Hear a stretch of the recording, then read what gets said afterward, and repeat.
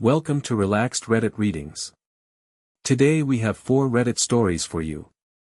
Reddit stories that prove family drama never ends.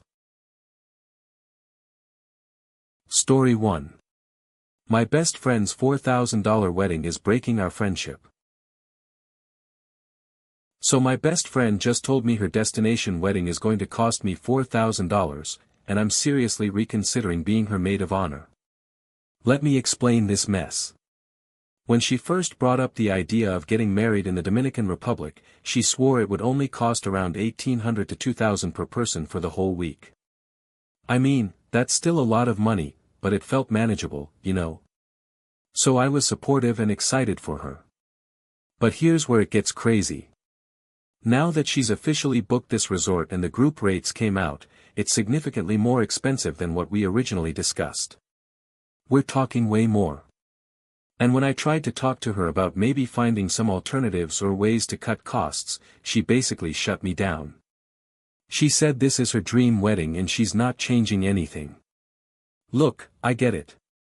It's her big day, and she wants it to be perfect. But here's the thing, I'm not exactly rolling in money right now. $4,000 is a huge chunk of my savings, and that's just for the trip itself. That doesn't even include the maid of honor dress, the bachelorette party, bridal shower gifts, and all the other expenses that come with being in a wedding party. I tried explaining my financial situation to her, hoping she'd understand, but she seemed pretty hurt that I was even bringing up money. She said that if I was really her best friend, I'd find a way to make it work. That stung, not gonna lie. Part of me feels terrible even thinking about backing out. We've been best friends for years, and I know how much this means to her. But the other part of me is wondering if a true friend would put me in this position in the first place. I mean, she knew my financial situation when she asked me to be her maid of honor. And the fact that the cost doubled from what she originally told me? That feels pretty inconsiderate. I've been losing sleep over this because I don't want to hurt our friendship, but I also can't afford to go into debt for someone else's wedding. Some of my other friends are saying I should just suck it up because it's a once-in-a-lifetime thing, but others are telling me that she's being unreasonable and selfish. The worst part is that I feel like no matter what I choose, our friendship is going to suffer. If I back out, she'll probably never forgive me. But if I go and struggle financially because of it, I might end up resenting her. Am I being a terrible friend for reconsidering this whole thing over money? If you're enjoying these stories, hit that like button and let me know in the comments which story you relate to the most. Story 2. My male friend is obsessed with every guy I talk to. So I have this guy friend who's driving me absolutely crazy, and I need to know if I'm overreacting here. There's this pattern I've noticed where almost every major conflict between us somehow starts when another guy gets involved. And I mean any guy. Doesn't matter if it's just a casual conversation or hanging out as friends. He gets upset if I don't tell him about every single guy I talk to or hang out with. Like, he expects a full report. Then he asks so many questions about them. What do they do? How did we meet? What did we talk about? Do I think they like me? It's exhausting. And here's the kicker, he always assumes they all like me. Every single one. According to him, no guy ever just wants to be my friend. He says we need to be transparent as friends, but when I ask him why he gets so bothered by this stuff, he just deflects and says he doesn't really care. But clearly he does care, because he's even blocked me once over this, and he's avoided talking to me for days when he found out I hung out with a male coworker after work. The blocking thing really got to me. We had been talking about this guy from my gym who had asked if I wanted to grab coffee sometime. I was telling my friend about it because I wasn't sure if it was a date or just friendly, and I wanted his opinion. Instead of just giving me advice like a normal friend would, he started interrogating me about why I didn't mention this guy before, and whether I had been talking to him for a while. When I said we'd chatted a few times at the gym over the past month, he completely lost it. Said I was being secretive and that he couldn't trust me anymore. Then he blocked me on everything. I was so confused and hurt. I mean, I was literally asking for his advice about the situation. How is that being secretive? We didn't talk for 2 weeks until he finally unblocked me and acted like nothing happened. But this keeps happening. If I mention grabbing lunch with a male colleague, if I talk about a guy friend from college, if I even bring up a conversation I had with a random guy at a coffee shop, somehow it always becomes this big thing. He gets weird and moody, starts asking a million questions, and then gets mad when I point out that his reaction is over the top. The thing is, he's never actually told me he has feelings for me. And I've asked him directly before. He always says we're just friends and he wants to keep it that way. So why does he act like a jealous boyfriend every time another guy enters the picture? It's starting to affect our friendship because I find myself not mentioning stuff just to avoid the drama. But then if he finds out later, he gets even more upset about me not telling him. I feel like I can't win. Is this normal behavior for a male friend, or am I right to be frustrated by this? Story 3. My grandfather wants to dance with 11 kids at my wedding. So my grandfather just created the sweetest but most complicated situation at my wedding, and now my cousins are furious with me. Let me paint you this picture. My grandfather is in his mid-80s and has Alzheimer's and heart failure. Despite everything he's going through, he's been so excited about one thing, dancing with me at my wedding. It's honestly one of the most touching things ever, and it means the world to me. But then he started talking about wanting to dance with all his granddaughters at the wedding too, which is fine. We can make that work. Here's where it gets complicated though. Today, my cousin was visiting with my grandparents, and my grandfather mentioned wanting to dance with his great-granddaughters at my wedding as well. That's 11 girls altogether. He's even talked about roping off a special area just for these dances. Now, I love my grandfather more than anything, but here's my dilemma. Some of these great-granddaughters, their parents weren't invited to my wedding. We're having a smaller celebration because of budget constraints and venue limitations. It's nothing personal, we just couldn't invite everyone we wanted to.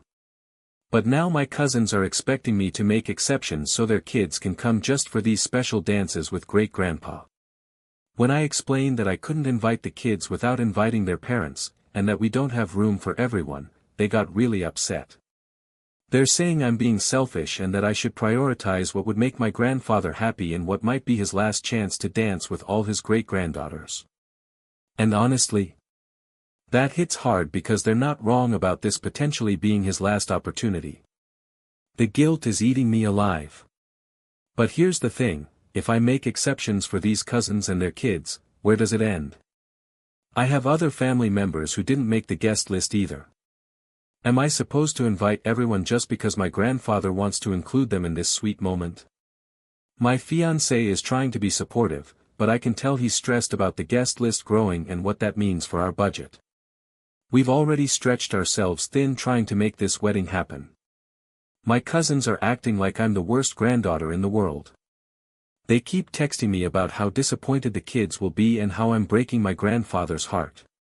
But the kids don't even know about this dance idea yet, the adults are the ones making it into a big deal. I suggested maybe we could do a separate family gathering after the wedding where my grandfather could dance with all the great-granddaughters, but they shot that down. They said it wouldn't be the same and that I'm just making excuses. I'm torn because I want my grandfather to be happy, but I also need to stick to the boundaries I've set for my own wedding. The last thing I want is to have regrets about not including family, but I also can't invite half the town just to accommodate every request. Am I being unreasonable for not wanting to change my guest list just so my grandfather can have these dances? Story 4. I think my mother-in-law has dementia but no one will listen. So I'm watching my mother-in-law slowly lose herself to what I'm pretty sure is dementia, and her family thinks I'm just being dramatic. This is honestly breaking my heart, and I don't know what to do. I've been married for 3 years, and I've always had a great relationship with my mother-in-law. She's 66 and has always been sharp as a tack. But lately, I've been really concerned about her forgetfulness, and it's getting worse. It started small, you know. She'd make another cup of tea because she forgot she already made one, or add extra butter to a recipe because she couldn't remember if she'd already put it in. Just little things that seemed easy enough to forget. But over the last 3 to 4 months, it's escalated in a way that's really scary. She's done some things that have me genuinely worried. Like, she's gotten lost driving to places she's been to hundreds of times. She forgot she was cooking and left the stove on overnight. We only discovered it the next morning when we came over and smelled gas. She's repeated the same stories to me multiple times in the same conversation, like word for word the exact same story. And here's the thing that really got my attention, she started having trouble with basic tasks she's done her whole life. Last week, she couldn't remember how to work her washing machine. This is a woman who's been doing laundry for 50 years. She was standing there looking at it like she'd never seen it before. The most concerning incident happened 2 weeks ago. She called me in a panic because she couldn't remember where she lived. She was sitting in her own living room, but she didn't recognize it. She was crying, asking me to come get her and take her home. When I got there, she seemed fine again, but it scared the hell out of me. I've tried bringing this up with my husband and his siblings, but they keep brushing off my concerns. They say she's just getting older, that everyone forgets things sometimes. When I mention the more serious incidents, they act like I'm exaggerating or making a bigger deal out of things than necessary. My husband keeps saying his mom is fine, just a little scattered lately because she's been stressed. But this isn't stress-related forgetfulness. This is something more serious, and I can see it getting worse week by week. The family has this weird dynamic where they don't like to talk about uncomfortable things. They'd rather pretend everything's fine than face the possibility that something might be wrong. But I'm watching this woman I care about slip away, and no one seems to want to acknowledge it. I've been thinking about having a family meeting to point out all these symptoms I've been noticing, to really lay out the pattern and timeline of when things started changing. Maybe if I present it all together, they'll see what I'm seeing. But I'm worried they'll think I'm overstepping, or that I'm trying to create drama where there isn't any. Part of me wonders if they've noticed these things too but they're just too scared to deal with it. I mean, it's their mom. It has to be terrifying to think about losing her to something like dementia. But pretending it's not happening isn't going to help anyone, especially not her. Would I be wrong to force this conversation and make the family face what I think is really going on here? If you enjoyed these stories, drop a comment telling me which one was your favorite. And if you want more relaxed Reddit readings, make sure to like, subscribe, and hit the bell so you never miss a video. Thanks for watching. If you enjoyed these stories, like, comment and subscribe for more relaxed Reddit readings.